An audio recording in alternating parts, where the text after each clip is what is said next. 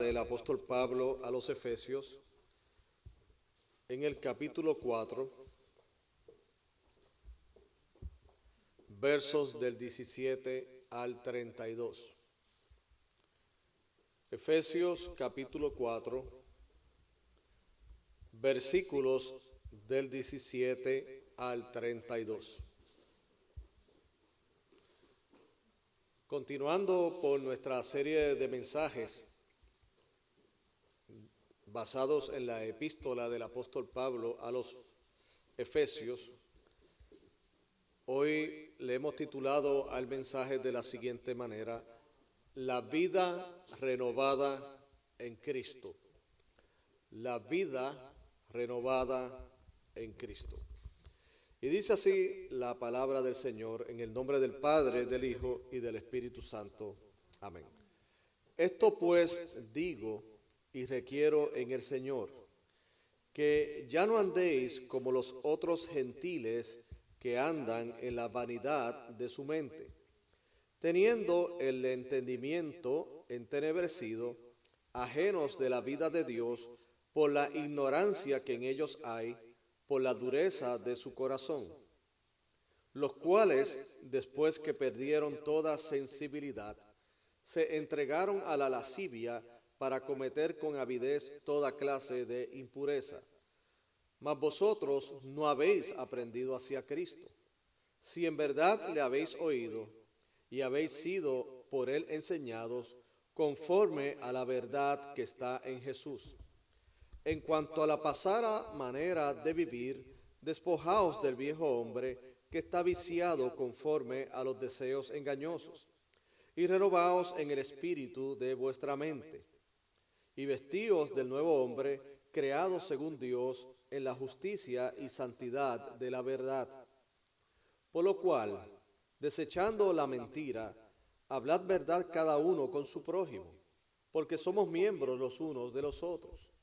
Airaos, pero no pequéis. No se ponga el sol sobre vuestro enojo, ni deis lugar al diablo. El que hurtaba, no hurte más, sino que trabaje, haciendo con sus manos lo que es bueno, para que tenga que compartir con el que padece necesidad.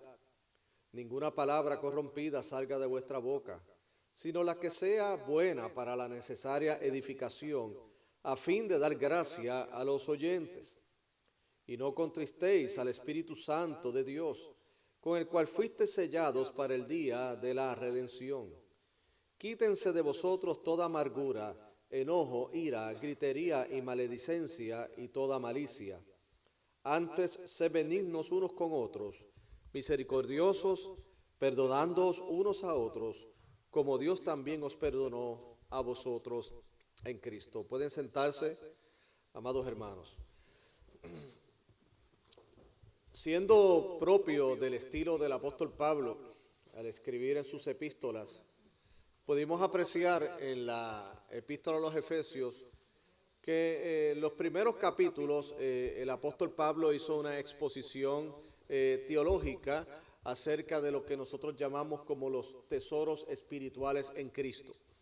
O sea que se enfocó en cuáles son nuestras bendiciones en términos de la relación de Él con nosotros, entendiendo que hemos sido escogidos por Él desde antes de la fundación del mundo, que somos parte de un plan del Señor que nos predestinó conforme a la imagen de su Hijo, y que Él mismo también, de acuerdo a las Escrituras, nos ha hecho todo esto posible y redimido por la sangre de Cristo y sellados por el Espíritu Santo de Dios. Entonces es muy claro que estemos convencidos de nuestra posición en Cristo y de nuestros tesoros espirituales en Cristo, porque debemos comprender que ya esta situación de nuestra posición delante de Dios ha sido resuelta. Somos hijos de Dios por medio de la fe en Cristo una vez y para siempre. Así que entonces lo que nos queda es dilucidar los asuntos que tienen que ver en este caminar de la vida, en cómo nosotros como creyentes evidenciamos el amor de Dios y evidenciamos el carácter de Cristo en los demás. Porque como hemos dicho en otras ocasiones, fácilmente Dios nos pudo haber salvado y nos pudo haber entonces librado de los retos de la vida, así como en este caso Elías tuvo el privilegio, que Elías pues no vio muerte, sino que fue traspuesto a los cielos en un carro de fuego, o como fue el caso del otro personaje bíblico llamado Enoc, del cual no hay mucha información de él, pero la que hay es una muy importante. Y es que dice que Enoc anduvo con Dios y Dios se lo llevó. Y aunque es muy breve esa expresión, sin embargo, dice mucho. Y es que Enoc caminó en comunión con Dios. Y por ese motivo, Enoc tampoco vio muerte. Pero en el caso de nosotros, Dios nos ha permitido quedarnos aquí. Y nosotros pues no debemos vernos como menos, como aquellos como Elías y como Enoc. Al contrario, debemos sentirnos privilegiados, porque el propósito de Dios mantenernos en esta vida es para que nosotros tengamos el honor de darle gloria a su nombre, de nosotros glorificarle a Él y poder ser embajadores de Cristo para todos aquellos que no creen en Él.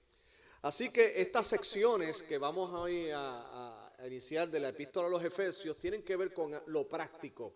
O sea, tiene que ver que ya habiendo reconocido quién somos en Cristo, que nada ni nadie, como Pablo dice en Romanos capítulo 8, nos podrá separar del amor de Cristo, y Cristo mismo dijo que nada nos podrá arrancar de su mano, pues entonces, ¿cómo vamos a lidiar en el hoy?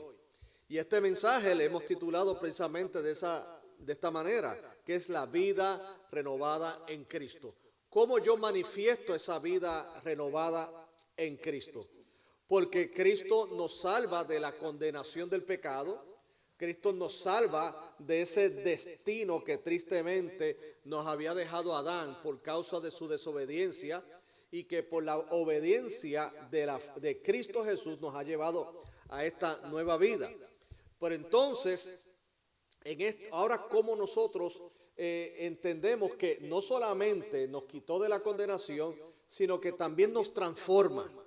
O sea, esto no es simplemente que Él nos libró de un castigo inminente y luego nos deja de la misma manera y obrando de la misma manera de las acciones correspondientes a una naturaleza pecaminosa, sino que Dios nos va transformando, Dios nos va cambiando. Y esto es lo hermoso, lo precioso del Evangelio de Cristo, que Él nos va cambiando en el hoy y que podemos tener esa esperanza de que nuestras familias han de cambiar porque nosotros vamos cambiando. Algunas personas se acercan a nosotros los pastores y piensan que de una manera mágica nosotros oramos y entonces todo en el hogar cambia. Me va llevando. Entonces, algunos, inclusive de buena fe, de buena intención, dicen: pastor, ore por mi esposo para que se le quite ese mal carácter, o para que venga a los pies de Cristo, o para que transforme a mis hijos y todo esto. Y piensan que es una manera mágica, que eso va a ocurrir. Y yo déjeme decirle algo, yo no dudo del poder de Dios y que Dios pueda transformar de esa manera. Pero también, mis queridos hermanos, Dios permite unos procesos. Y en ese proceso de santificación que Dios nos tiene, Él nos va cambiando, exponiéndonos a situaciones. O sea, antes éramos intolerantes, antes nosotros podíamos enojarnos de cualquier cosa, antes éramos impacientes. Pues entonces, antes de que nosotros podamos apreciar el cambio de los demás, primero nosotros debemos experimentar el cambio en nosotros. Amén. O sea, a veces queremos que las cosas cambien externamente para nosotros tener la comodidad de evidenciar ese cambio. Y déjeme decirle que así sería muy fácil. Pero Dios lo que hace es que primero va transformando nuestros corazones. No cambia lo que está a nuestro alrededor, pero sí nos va cambiando a nosotros. Y por el cambio que Dios va obrando en nuestras vidas, por ende, Dios empieza a glorificarse en las vidas de los que están a nuestro entorno. Y Dios utiliza todas estas cosas ¿para qué? Para Él operar el gran milagro de salvación y de transformación en las otras vidas. Pero lo importante es que el Evangelio comienza con nosotros. O sea, repito, esa mala percepción que una vez que estamos en Cristo, entonces todos los demás cambian. No, eres tú el que vas a cambiar primero. Eres tú o soy yo el que va a cambiar primero. No pretendamos que vamos a llegar a la casa y ese familiar gruñón, él es el que va a cambiar. Porque el que ha recibido a Cristo fuiste tú, fui yo. Entonces nosotros hemos de evidenciar a ellos un amor y un trato especial que a ellos le va a evidenciar que yo fui transformado por la gracia de Dios. Asimismo, no va a cambiar el jefe de tu área laboral, te va a cambiar a ti. No va a cambiar el neighborhood, no va a cambiar el vecindario, te va a comenzar te cambia a ti, para que entonces allí comience la gran obra de transformación. El apóstol Pablo, luego de exponer todas esas riquezas que le dije en Cristo Jesús, ahora pasa a explicarles lo que llamamos una vida renovada en Cristo, una vida cambiada, completamente transformada. Entonces, él se está dirigiendo a creyentes. Y es interesante que cuando nosotros podemos apreciar en las Escrituras que el apóstol Pablo habla de ciertas actitudes en tiempo pasado, o sea, eran actitudes y acciones que ellos las cometían antes de conocer a Cristo. Y entonces él les aconseja que ahora que están en Cristo, caminen a la altura de la vocación que tienen en Cristo. ¿Okay? Y déjeme decirle que la santificación es algo que Dios opera en tu corazón, pero también nosotros trabajamos en ella. Escuche bien, la santificación es algo que Dios está trabajando, y que la santificación no es otra cosa que Dios va operando cambios en mi vida, de manera que voy evidenciando que he sido cambiado por Dios. Amén. Pero esto no es algo que simplemente yo soy pasivo y de la noche a la mañana, pues entonces yo conozco la palabra de Dios y ya, ¡plin! El intolerante se volvió tolerante en 24 horas. El impaciente se volvió paciente en menos de 10 horas. El hombre o la mujer que era falto de perdón, ahora perdona en una hora. No, estas son cosas que Dios sí las va obrando en nuestro espíritu, pero también nosotros participamos de ellas. O sea, de una manera consciente. Por eso el apóstol Pablo, cuando vemos en Efesios capítulo 4, él habla de que de vestirse, de despojarse, de renovarse. O sea, son acciones que son tuyas y son mías. Yo soy el que me despojo y yo soy el que me visto. Y claro, yo voy a explicar más adelante, especialmente en mi contexto puertorriqueño, que despojarse no tiene que ver con el trabajo espiritista.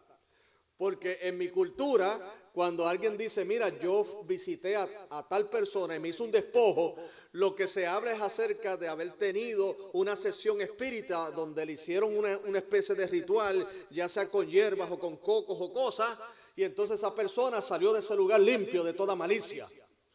Y claro que en esas creencias espíritas, lo que los libran supuestamente es de las cosas que le hacen daño, pero no cambian sus actitudes. Porque si usted se fija en estas religiones y en estas expresiones espiritualistas, lo que se busca siempre es que cambie el de afuera, no tú.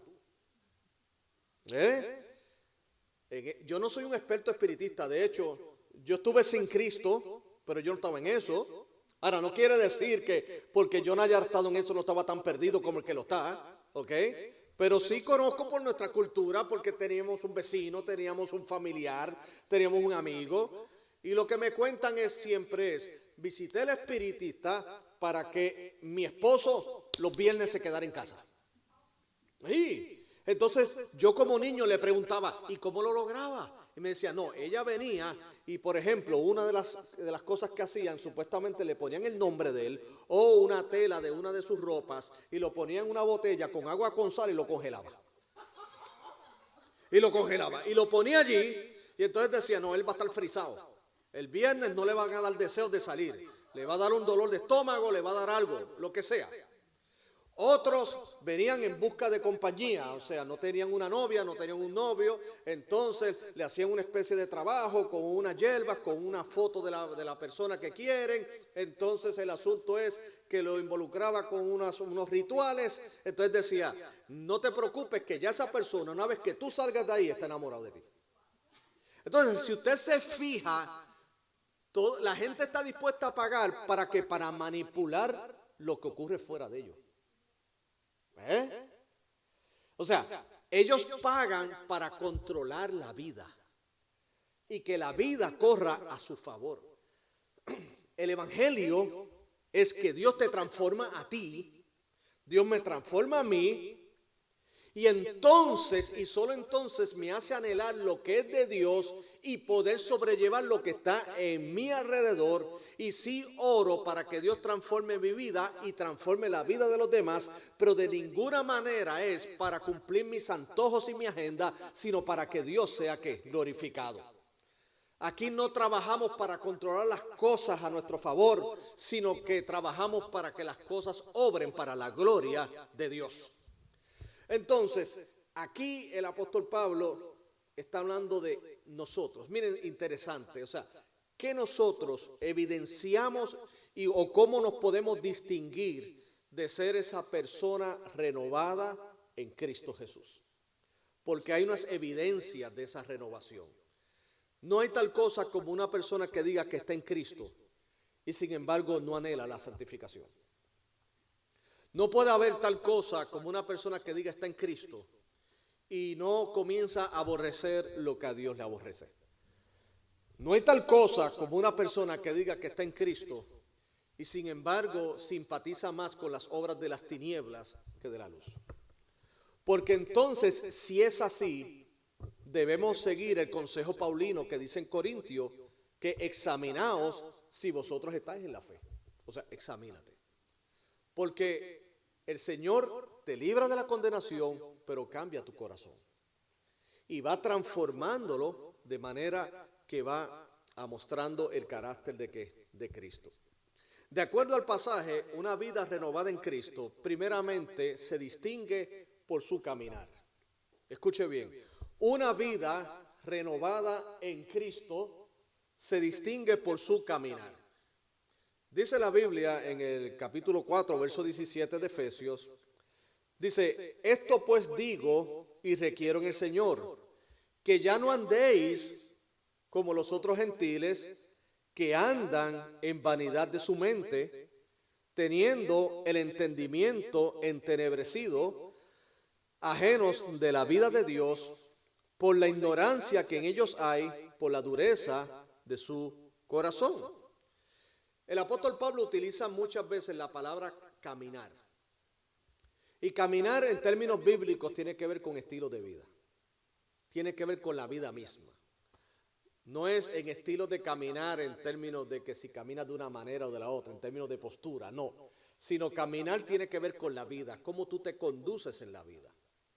El caminar de aquellos que no tienen a Cristo, antes de Cristo, entonces eran personas que definitivamente eran guiados por su ignorancia.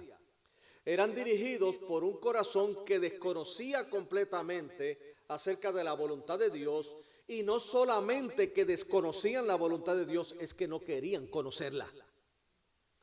Porque hay personas en la vida que pueden desconocer algo, pero sin embargo pueden luego expresar un deseo para aprender lo que ignoran. En el caso del hombre hay una ignorancia natural acerca de Dios, pero lo triste es que aún entonces tú queriendo ayudarlos para que salgan de esa ignorancia, ellos no quieren cambiar, porque no les interesa a Dios. Esa es nuestra dura realidad. La gente hoy día no quiere saber de Dios, y cuando quiere a Dios lo quiere a su manera. Es más, es una visión pagana de Dios. ¿Por qué digo una visión pagana? Porque en este aspecto no tiene ninguna diferencia de la práctica espiritista. Porque el espiritista, como le digo, utiliza los espíritus y las fuerzas esas místicas para que vayan a favor de los caprichos de la persona que paga para el trabajo. En el caso de algunos pseudocristianos, porque le tenemos que llamar pseudocristianos, ellos vienen supuestamente a la fe para que Dios haga todo lo que ellos quieren que Él haga. Y el día que Dios no haga lo que ellos piden y anhelan que Él haga, le castigan con su ausencia en la congregación. Le castigan con su falta de ofrendar a la obra. Le castigan con dejar de servir a Cristo. Le castigan cuando no leen la Biblia, porque dentro de esa mentalidad ellos creen que ellos castigan a Dios cuando cierran la Biblia. Qué ilusos. Allí nadie está castigando a Dios. Allí nadie está castigando su glorioso cuerpo que es la iglesia. Allí se están castigando ellos mismos. Ellos mismos se están disparando en el pie. Pero ¿sabes lo que pasa? Que como no han nacido de nuevo, tienen una concepción pagana de lo que es la fe. Porque para ellos, Dios hace lo que ellos quieren que ellos hagan. Y el día que no lo haga, sencillamente, Dios, te privo de mi asistencia, tienes uno menos. Así que llora allá en el cielo. Mire, acá lo llorará un pastor cuando una persona asume esa actitud y deja de congregarse, porque lo lamenta como ministro. Pero déjeme decirle que en el cielo, si esa persona no ha nacido de nuevo, no hay nada, no ha ocurrido nada. Y usted me dirá, pastor, que no ha ocurrido nada. No ha ocurrido nada. Porque si no ha nacido de nuevo legítimamente, esto lo responde Cristo cuando dijo, nunca os conocí, hacedores de maldad. Es más, ahí el confrontado podría ser yo como pastor.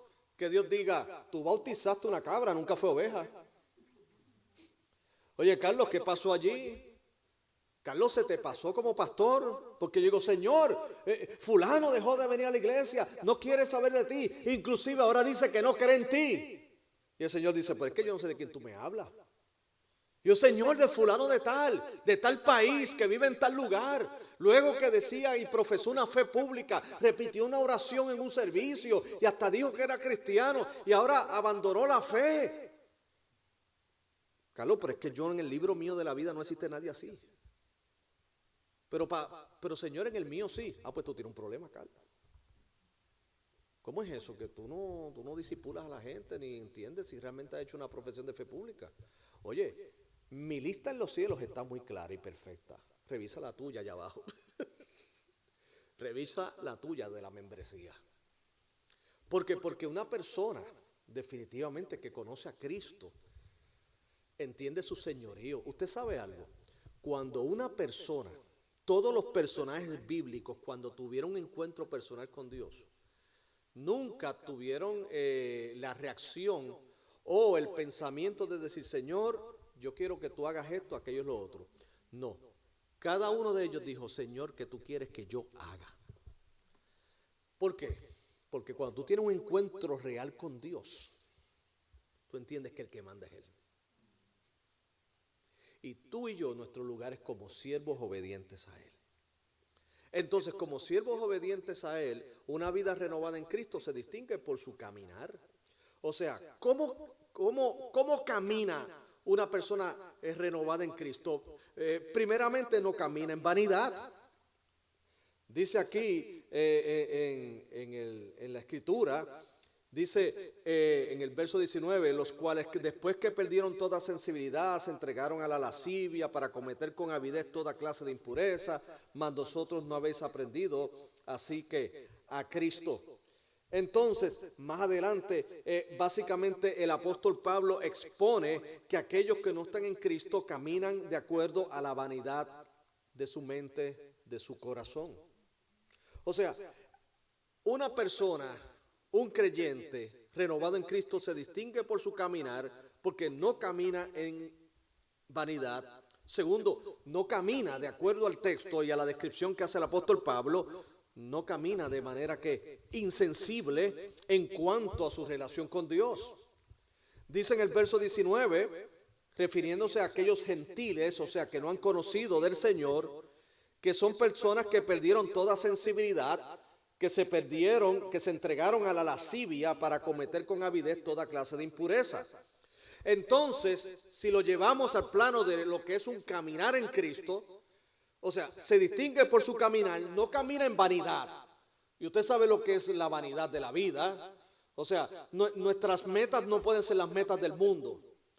Y déjeme decirle algo, yo creo que los cristianos debemos superarnos. Yo creo en el progreso, yo creo en eso.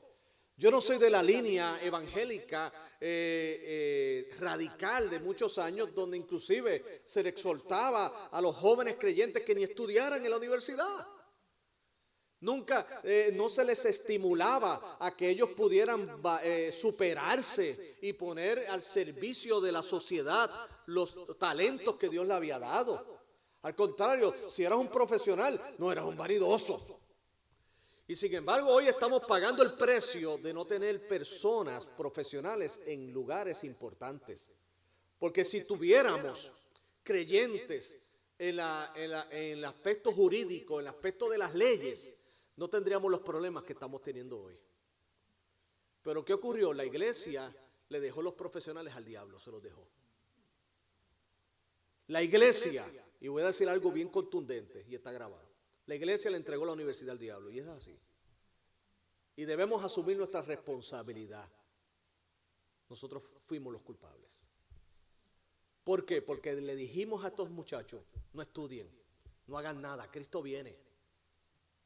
No estudien, no se superen. Entonces, ¿qué sucede? Después nos quejamos del médico ateo.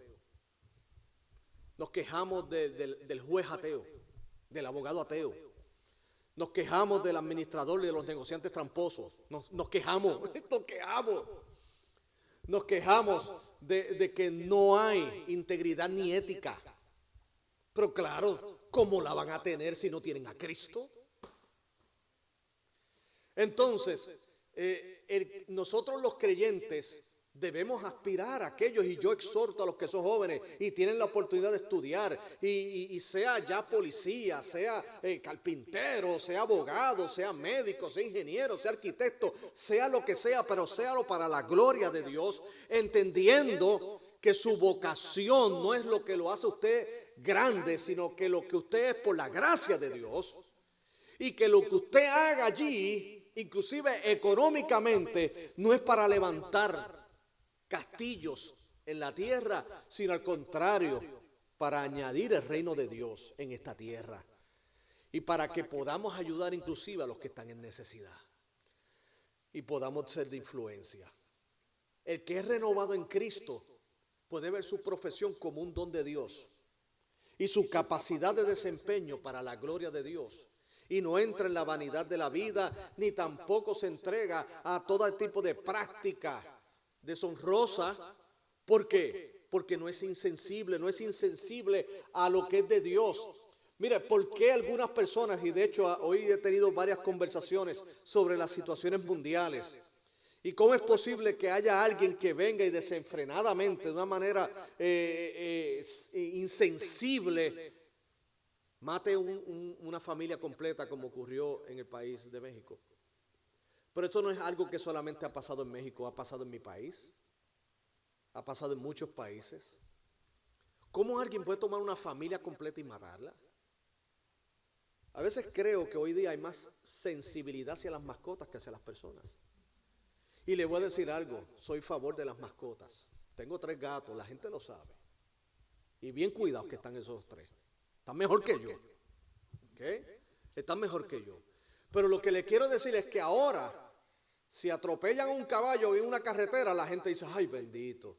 Atropellan a una persona y como que, ok, algo hizo. ¿Y qué decir del aborto hoy día? Hoy se quiere y se permite y se aplaude el aborto, que no es otra cosa que asesinato, y lo digo abiertamente. Y en eso dicen, no, ese es mi derecho. Sin embargo, abogan por otras cosas. Y estarían dispuestos a dar la vida por cosas que no son más importantes que la vida humana. Pero cuando estamos en Cristo, esa insensibilidad del corazón se convierte en una sensibilidad. Dice en Ezequiel que Dios cambia el corazón de piedra por uno de carne. Y el creyente en su vida renovada en Cristo se distingue por su caminar, que no es en vanidad, no es insensible y no es en desenfreno. No es en desenfreno. La gente hoy mismo, hoy día, viven sin freno en la vida. No hay nada que los detenga. Literalmente se llevan enredado al primero que aparezca de frente. Óigame, a veces uno piensa que parece que uno ha vivido una burbuja y no ha visto el mundo real. Y cada día uno parece sorprenderse más de la maldad del ser humano, pero hoy día, óigame mis queridos hermanos, hay mucha maldad. Yo vivo al frente de un semáforo, ustedes lo saben, vivo muy cerca de un semáforo. De hecho, el semáforo, si no fuera por las cortinas, alumbra donde yo veo televisión. Debo decirle que no es tanto los accidentes que ha habido, que los ha habido, ya los hemos presenciado, sino las peleas que se forman diariamente allí. Hermano, le voy a decir algo, yo he escuchado discusiones e insultos que yo digo, bueno, aquí están dilucidando la paz mundial y todo fue porque la luz cambió y el de atrás pensaba que inmediatamente en fracción de segundo tú tienes que acelerar porque hay una impaciencia increíble. Aquí no sé si es esta zona, pero es la zona en que yo vivo, hay un road rage increíble. Yo me he sabido levantar en la mañana así cantándole himnos al Señor en mi mente. Pero como tengo el semáforo cerca, entonces de momento escucho en el idioma inglés, bien depurado, una serie de aseveraciones, comienzan unos adjetivos y una serie de cosas que yo digo, ¿qué pasó aquí? Cuando me asomo, una señora casi entrándose a golpes con un hombre.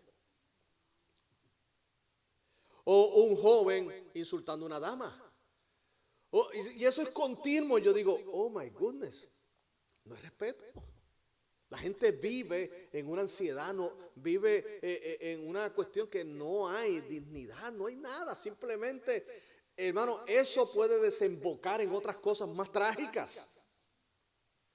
Pues no tienen freno. Hoy se vive en desenfreno, no solamente así a nivel social, en casos puede ser tan inocentes como el que le presento, pero no hay desenfreno en cuanto a lo que es el asesinato, no hay freno en lo que es inclusive las infidelidades, no hay freno en lo que es el mentirle a otras personas, no hay freno en lo que es aprovecharse de la buena fe de otras personas, no hay freno en lo que es tratar de cultivar unos valores en la vida, sino que al contrario se refuerza todo lo que es negativo, no es negativo. Entonces, eso es lo que existe afuera, pero el creyente estamos llamados a vivir con dominio propio, a caminar no en la vanidad de la vida, no caminar de manera insensible, sino sensible a Dios para Él glorificarse. De manera que la persona renovada en Cristo se distingue por su caminar. Y antes de pasar al siguiente punto, no tiene que decir esto que somos perfectos, nadie lo es. Todavía vamos arrastrando imperfecciones. Óigame, pero algo sí se tiene que evidenciar y es tanto la santidad como el anhelo de santificación. Eso ha de estar presente en nuestras vidas. Eso tiene que evidenciarse especialmente dentro de los contextos donde nadie nos ve. Porque está lo que yo llamo una santidad pública y un demonio en privado. Hay personas que en la santidad pública es la que da en la iglesia, dice lo correcto, habla lo correcto, inclusive hasta puede ser hasta muy amable con su esposa o muy sujeta con su esposo en la iglesia o en el contexto eclesiástico, en una conferencia o lo que sea.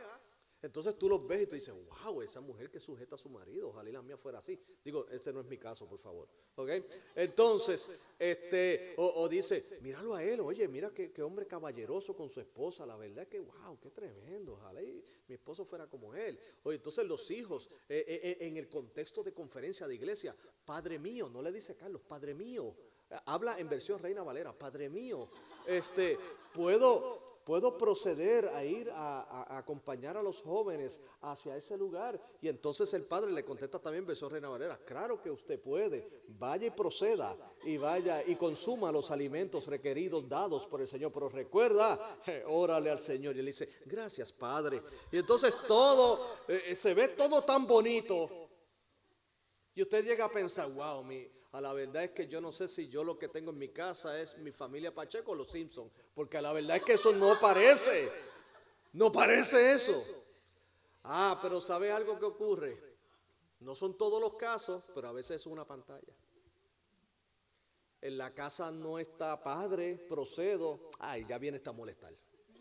Ya ahí se le acabó la santidad, ya se le acabó ahí el decoro. El mismo padre también dice, mira ya yo maldigo el día en que te nació, yo no sé ni por qué tú no tomaste pastillas. Mira, entonces, y entonces déjeme decirle que parece algo exagerado, pero es real. Y se hace una imagen. Y es una de las cosas que yo lamento de este tiempo es que hay mucha imagen en las redes sociales, en todos lados hay demasiada imagen. Nosotros tenemos que ser los mismos donde nos ven, pero donde no nos ven más. El mismo Señor, ¿sabes lo que dijo? Mira, cuando tú ores, hazlo en secreto. ¿Para qué? Para que tu Padre que te ve en los secretos te recompense en público. Él está diciendo ahí que la oración pública es mala. No, no es mala. Lo que ocurre es que los fariseos oraban en público, pero era para hacer un exhibicionismo religioso, para que la gente los aplaudiera y dijera, óigame, qué santo ese hombre. Pero el Señor que lo vio en privado, ese es un santo demonio. Ese hombre no me adora, ese hombre no me busca, ese hombre no quiere saber de mí. Todo es una exhibición pública, porque lo que él quiere obtener ya lo obtuvo, que es el aplauso de la gente. Pero el favor mío no lo tiene, dice el Señor. Entonces, ¿qué es lo que Dios nos enseña en ese principio? Que lo que tú eres en público debe ser mejor en privado. Donde no hay máscaras, donde no hay ejercicios, es simplemente tú con Dios y Dios que contigo. La persona renovada en Cristo se distingue por su caminar. Lo segundo es que se distingue también de lo que se desprende. O sea, no solamente se distingue por su caminar, sino que la vida renovada en Cristo se distingue de lo que se desprende. ¿Y de qué es lo que se desprende? Bueno, el apóstol Pablo le exhorta a la iglesia de Éfeso que se despoje del viejo hombre. Dice en el verso 22. En cuanto a la pasada manera de vivir, despojaos del viejo hombre que está viciado conforme a los deseos engañosos y renovaos en el espíritu de ¿qué? De vuestra mente. O sea, no, la persona renovada en Cristo se distingue por su caminar, pero también de lo que Él se desprende. Y aquí es una acción que hacemos nosotros. De hecho, despojarse tiene que ver con desvestirse. Aquí compara la vieja vida como si fuera una ropa vieja. Una ropa vieja. Y le voy a decir algo, yo leí esto y que le voy a compartir a continuación. Lástima que mi memoria no me alcance para mencionar el nombre de la persona que lo dijo o el pastor. Pero sí le quiero compartir la idea cuando él comentó sobre este pasaje en particular. Y él habla de que en la vida nueva en Cristo, el apóstol Pablo nos exhorta a despojarnos del viejo hombre y a vestirnos del nuevo. Y él dice, por ejemplo, y es cierto, cuando uno se baña, y qué bueno que nos bañamos, ¿verdad? Cuando uno se baña, uno se asea y se viste con ropa limpia. ¿Cierto o falso? Sí. Inclusive hay veces que llegamos hasta el extremo, y a mí me ha ocurrido, que yo me he levantado de la mañana, me he bañado, lo más bien, uso ropa nueva, y porque entonces me dicen, mira, hay un compromiso a lo de la tarde, vuelvo y me baño otra vez. Yo soy así, no sé, y no me desgasto, oye, no se me ha ido el color trigueño, no se me ha ido. Y vengo y me baño otra vez, pero no me pongo la misma ropa, a pesar de que no la sudé, a pesar de que está limpia, no, yo me pongo ropa nueva, porque hay como una relación en la mente de que uno dice, bueno, me bañé, pues es ropa limpia. Ya que ella, si la usó una vez, está sucia para mí. Ya está sucia. Claro, salvo casos excepcionales, ¿verdad que sí? Entonces, usted sabe algo, Dios nos ha limpiado. De hecho, una de las imágenes que utiliza el Evangelio es que Dios con su sangre, la sangre preciosa de Cristo, nos ha limpiado de todo pecado. Usted y yo somos salvos y limpios por la sangre de Cristo. Entonces, ¿qué ocurre? Si ya estamos limpios, pues lógicamente tenemos que despojarnos de la ropa sucia. Entonces yo me voy a revestir de ropa limpia. ¿Okay? Entonces, ¿cuál es esa ropa limpia? De acuerdo al apóstol Pablo a los Efesios, pues mira, primeramente esa ropa limpia tiene que ver con ¿qué? Con las actitudes que van de acuerdo a la nueva persona que somos en Cristo. Porque lo que por la cual nosotros nos vestíamos y cuáles eran nuestros adornos no iban de acuerdo a nuestra nueva vida en Cristo. O sea, y estamos hablando aquí de actitudes. El apóstol Pablo más adelante dice lo siguiente aquí, por ejemplo, en el capítulo 4, verso 25 en adelante, dice, por lo cual desechando la mentira, hablad verdad, cada uno con su prójimo, porque somos miembros los unos de los otros. O sea, cuando yo me despojo del viejo hombre y me revisto del nuevo hombre, entonces, ¿qué? Comienzo a hablar la verdad. No hay espacio para la mentira entre hermanos ni entre familiares. Una vida renovada se distingue por la verdad.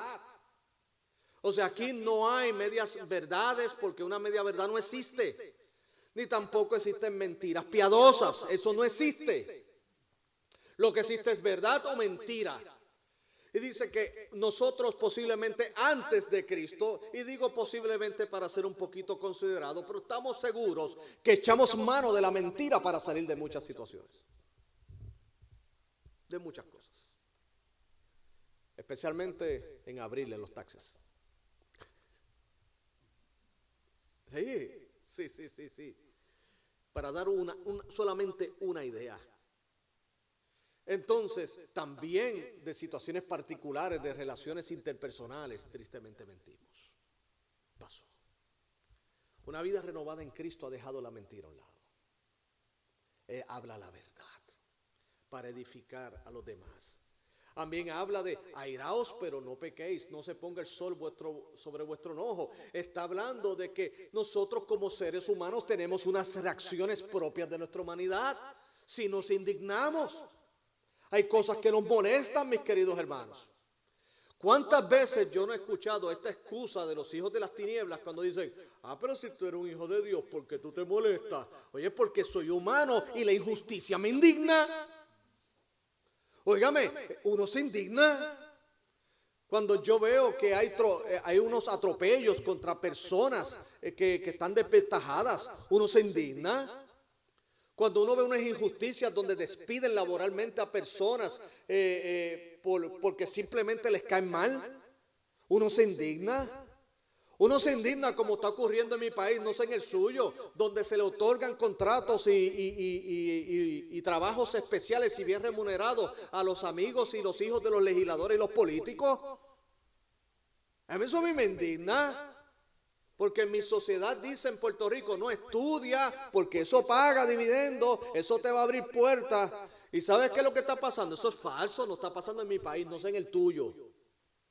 Las personas estudian, terminan su licenciatura, lo que acá le llamamos bachillerato, hacen hasta su maestría, pero si no tienen un amigo en altas esferas, y no estoy hablando de Dios, jamás le dan un trabajo digno de la altura de su profesión. Tiene que ser amigo de alguien. Así que los desempeños y las oportunidades laborales no tienen que ver con talento, sino por conexiones. Y eso a mí me indigna. Eso no pasa en sus países. Pero Puerto Rico tiene playas muy bonitas, ¿vieron? O sea, entonces, la Biblia no está diciendo que no nos indignemos. No está diciendo que inclusive no nos airemos. Mire, yo le voy a decir algo honestamente. Yo no entiendo cómo hay gente que pueda abogar por el aborto. A mí me indigna eso. Me indigna. Y creo en la mujer. Y yo creo que la mujer es un instrumento de Dios. Hermano, es una joya. Pero cuando ya carga un niño en ese vientre, dale la oportunidad que tú tuviste de vivir. Dásela. Ese no puede defenderse. Está completamente indefenso. A mí me indigna eso. Ahora, ¿quiere decir entonces que esa indignación lo voy a llevar a una ira que me acompañe días y días? No. Lo que dice el apóstol Pablo, airaos, pero no pequéis. No se ponga el sol sobre vuestro enojo. ¿Qué quiere decir? Que no pase un día. Hermano, ya hoy me puede dar una indignación y me puede causar una molestia, pero ya mañana eso tiene que cambiar. No que cambie mi opinión sobre el asunto, es que ya a mí no me afecte para efectos de lo que es mi relación con los demás. Porque entonces yo albergaría que una raíz de amargura. Quien no tiene diferencias en su matrimonio, que tire la primera piedra, hermano. Nadie ha tirado, o es que no hay. ¿Quién no ha tenido diferencias con sus hijos? ¿Qué hijo no ha tenido diferencias con sus padres? Aún en las familias más cristianas y bíblicas que conocen todos los catecismos menores y mayores. ¿O es que usted cree que algunos de los que usted ve que escriben libros, ellos no tienen una vida normal? Claro que la tienen. Yo recuerdo un famoso escritor, le reservo el nombre, y recuerdo que una vez coincidimos en una actividad de un seminario teológico aquí en los Estados Unidos y comenzamos a hablar, y una persona muy buena, muy grata. Y entonces, de momento, me interrumpe la conversación y me dice, déjame atender esta llamada, que es mi hijo. Cuando él termina, él se va, él regresa y viene con una cara como descompuesto. Así. De eso cuando hace así. Me dice, ¿de qué estamos hablando? Y yo, no, de la teología y de la reforma. Y entonces me dice, mira, perdóname, Pacheco, es que si tú supieras, el hijo mío es lo más rebelde que hay. Y yo, tú das conferencias, tú escribes libros, you must be perfect. Y él me dice, chico, tú sabes muy bien que no, yo tengo mis batallas. Y sabes lo curioso, que a mí me admiran miles de personas, pero mis hijos no. Y tengo la confianza de decírtelo, Pacheco, ora por mí, ma. Él me dice, ahora mismo hay gente haciendo fila para que yo le firme un libro, mis hijos no quieren saber de mí. Y tengo esa batalla en mi corazón. Oye, él fue honesto. Si hubiera sido otro, guarda una imagen. Pero algo que le admiré a él fue su honestidad. Y él me dijo, ¿sabes qué, Pacheco? Todos estamos en una lucha. Todos tenemos algo. Pero grande es Dios, brother.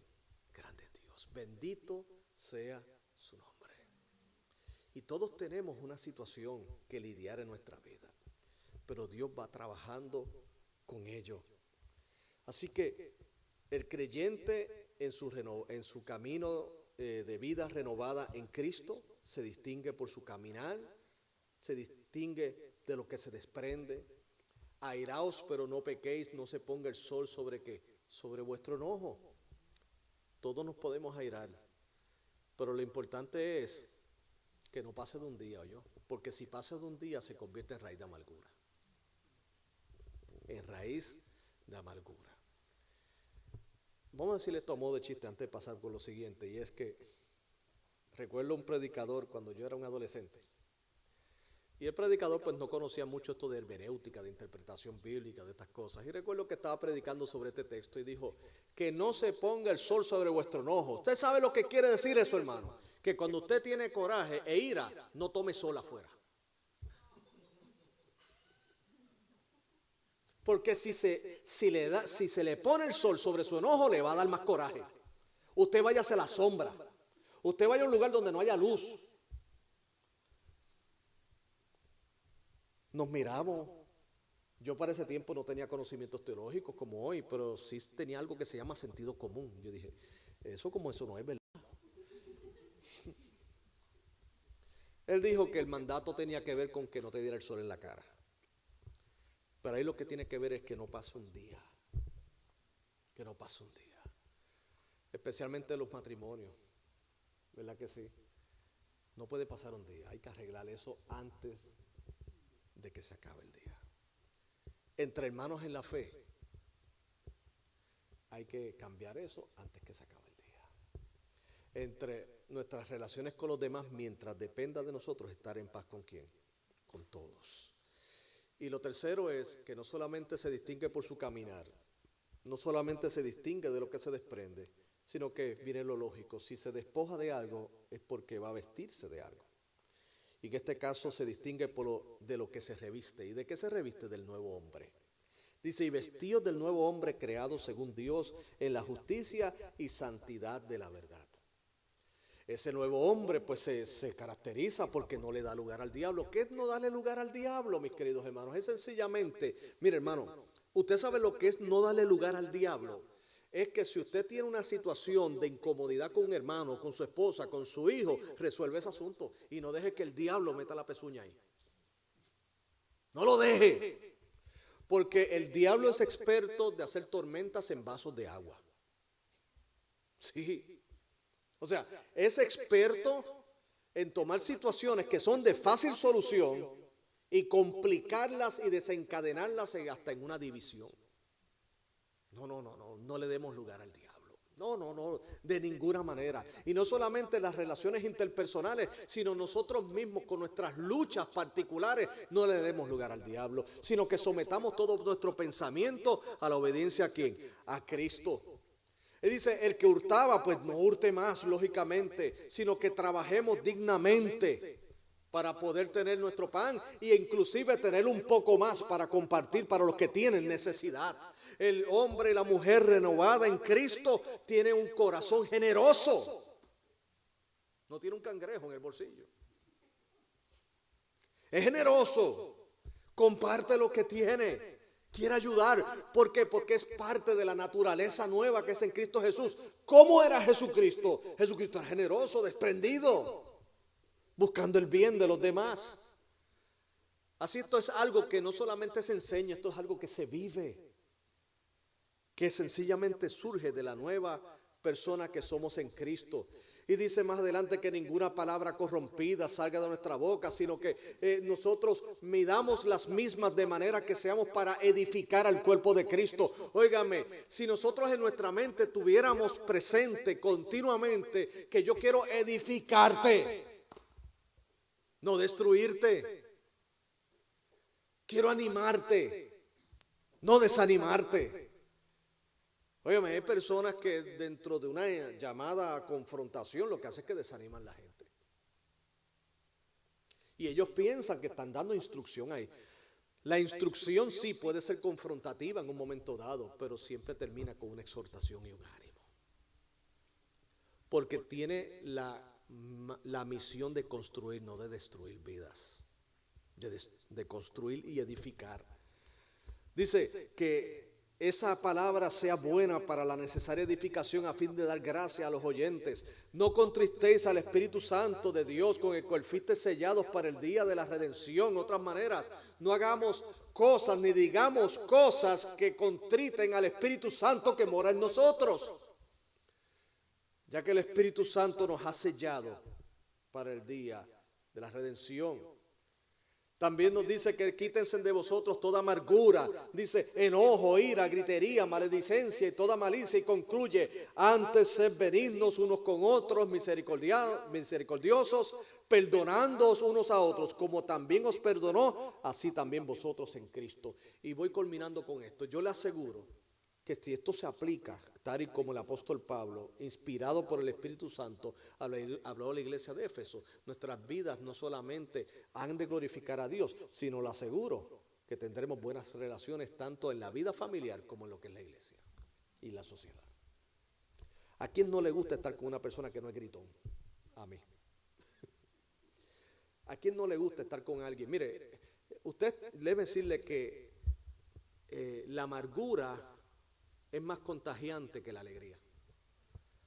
De hecho, alguien dijo en un viejo libro que tengo en mi casa, un pequeño folleto, que decía que la doña amargura, de hecho, poniéndole una personificación, nunca se queda sola, busca amigas. Y me gustó esa expresión del autor. Decía, doña amargura nunca se queda sola, busca amigas. ¿Qué dice? Pues que transmite esa amargura y se la pasa a los otros.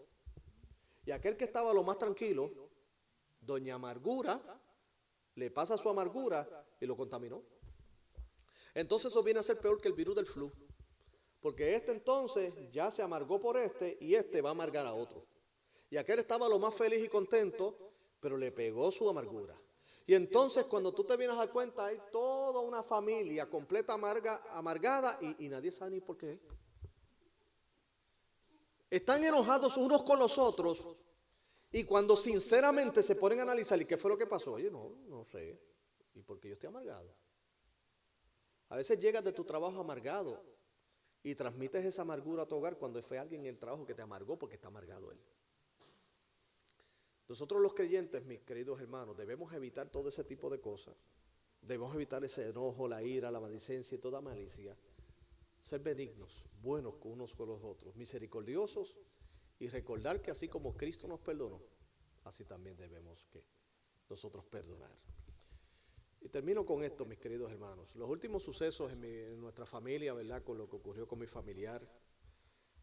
nos siguen llevando al análisis y a la reflexión de que la vida es corta. La pregunta es cómo vamos a invertir esa vida. Hoy estamos, mañana no sabemos. Es la realidad. Vamos a invertir en lo que es la obra del Señor y el fruto del Espíritu. Gozo, paz, paciencia, benignidad, mansedumbre. Contra esas cosas. Y procurar hacer el bien a todos. ¿Por qué? Porque no sabemos cómo va a ser nuestra estancia. Leí antes de venir aquí a la iglesia una triste noticia. No conocía a esta niña, yo no la conocía. Pero aparentemente era una artista de Broadway de 13 años y ella hacía películas y novelas. Falleció hoy de un ataque de asma. Un ataque de asma. Yo venía con mi esposa y yo le dije, Michelle, mire esta noticia, una niña de 13 años, artista, murió. Y ella inmediatamente me puso, Carlos, ¿de qué murió? Yo sé que ella en su mente pensó un accidente, una enfermedad, ¿verdad? De estas muy letales. Le dije, Michelle, asma, porque uno no piensa que la gente se fuera a morir de asma. Pues mira, ella le dio un ataque masivo de asma y murió. 13 años. Una bebé. Y yo digo, Señor, la verdad que estamos prestados aquí. Entonces, ¿por qué invertir el tiempo que tenemos hoy en enojos, en iras, en amargura, ¿verdad? Que mucho a veces uno invierte en estas cosas, ¿verdad? Ay, no. Vamos a invertir en lo que es bueno. Inclusive lo que dijo apóstol Pablo, todo lo que es bueno, todo lo que es puro, todo lo que es de buen nombre. Si hay algo digno de alabanza, en esto piensen. Y el Dios de paz estará con quién, con ustedes. Vivamos para la edificación de Cristo, del cuerpo, y para la gloria de ¿qué? De Dios. Porque somos una vida renovada en Cristo. Vamos a orar.